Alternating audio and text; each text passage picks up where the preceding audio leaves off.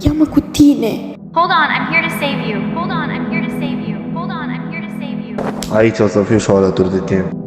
Sebi, ești chiar tu? Sevi? Oh, thank God. Please help him. Te rog, ia-mă cu tine! La 3 îl tragem pe dade. 1, 2, 3.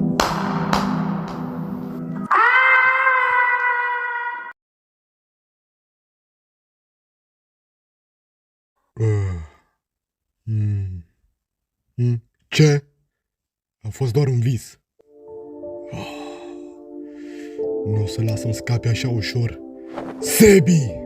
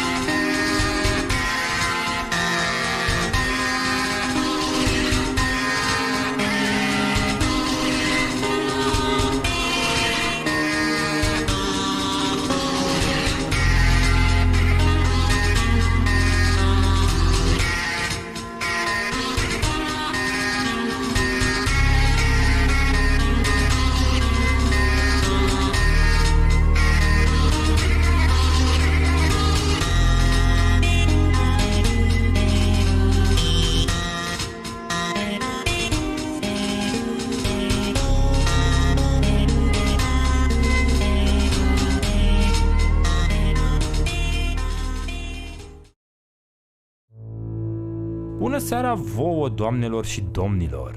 Pentru cei care reveniți este atât de bine să vă regăsesc, iar pentru cei noi, bine ați sosit în casa maimuțelor. Eu sunt gazda voastră, Hans Twilight. Avem o surpriză specială pentru voi în această seară. Sunteți gata să înceapă spectacolul? Hans, oprește-te! Am zis. Stop. Ia-mă cu tine! Hold on, I'm here to save you. Hold on, I'm here to save you. Hold on, I'm here to save you. Aici o să fiu și alături de tine. Sebi, ești chiar tu? Sevi? Oh, thank God. Please help him. La 3 îl tragem pe dade.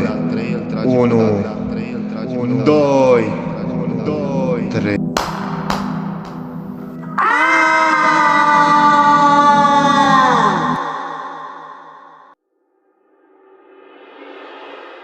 Îl recunosc. Îl știu de când era mic. Deci ce-ar fi să-l lași în pace? A? Foarte bine! Scopul tău aici nu-i necesar. Ce cauți aici?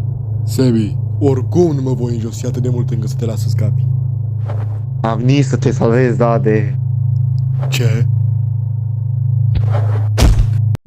Cine te crezi tu? Tu crezi că cunoști suferința? Mare păcat, Sebi. Nu ne putem întoarce în timp. S-a zis cineva că se vin cu bajii? Nu l-am cunoscut. El a murit în ziua în care eu m-am născut.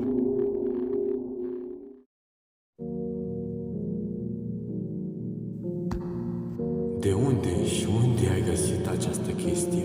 Aceea e? Baji, a ținut-o tot acest timp?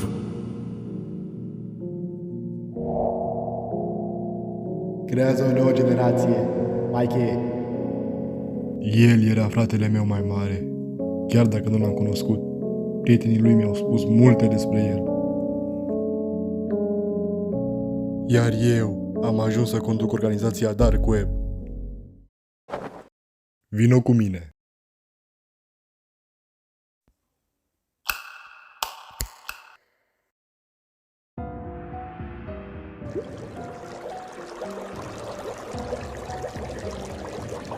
Bun venit în întunericul meu, Sebi. L-am denumit Proiectul NFS. Numele ei este Andrada. Amintirile ei vor fi în curând șterse. Memoria ei va fi plină de amintiri false cu mine. Va fi foarte diferită de celelalte fete. Va deveni Monica în viața reală. Nu mi-am putut salva prietenii în trecut. Au murit cu toții fără să-mi dau seama. În ciuda eforturilor bunicului meu, care a creat serialul Dade și prietenii pentru a câștiga banii necesari să-i salvăm de la o viață pe străzi.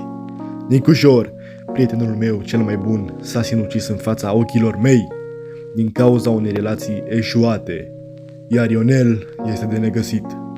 Din cauza acestor lucruri, ceva în mine avea să se schimbe complet.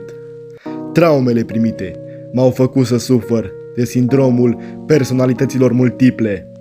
Mi-am creat până și o comunitate pe TikTok, în speranța de a avea mulți fani cu care să mă înțeleg bine, să scap de singurătate.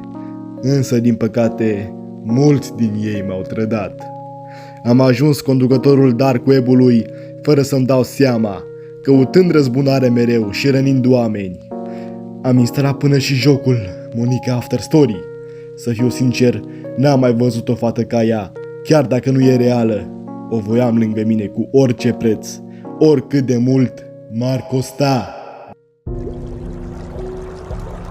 Pierdut mințile, Dade. Lumea nu e pregătită pentru o Monica. Nu sunt eu cel care și-a pierdut mințile.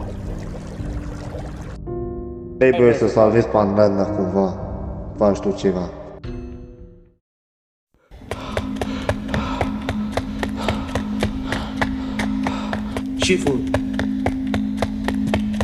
Șeful, avem o veste proastă. Nu am putut să o găsim pe Andreda. Nu! Voi nu căutați destul de bine. Șeful, criminalii noștri au căutat peste tot. Sebi și fata nu sunt regăsit. Cred că știți unde poate fi. Dumneavoastră sunteți bunicul lui Dade, cel care a creat Dade și prietenii, iar Dade este personajul principal? Da, sunt! E incredibil! Știu exact unde s-a dus.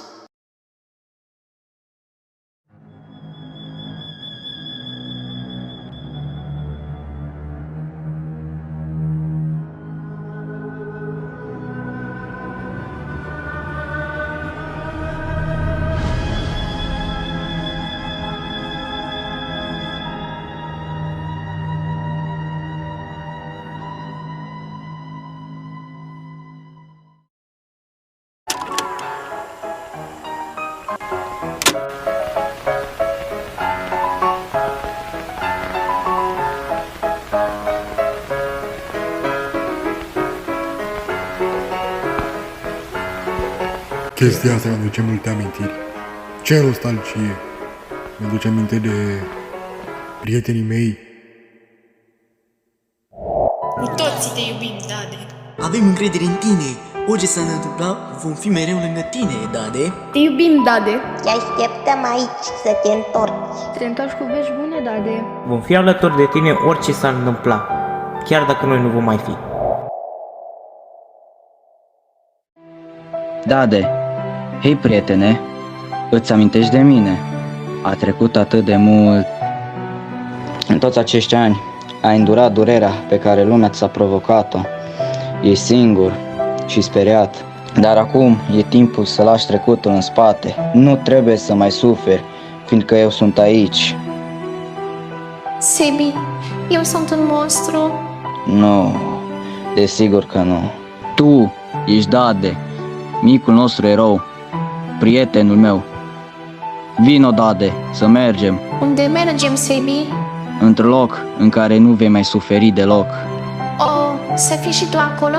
Mereu voi fi cu tine, îți promit, nu vei mai fi singur. În sfârșit, e timpul să te eliberăm.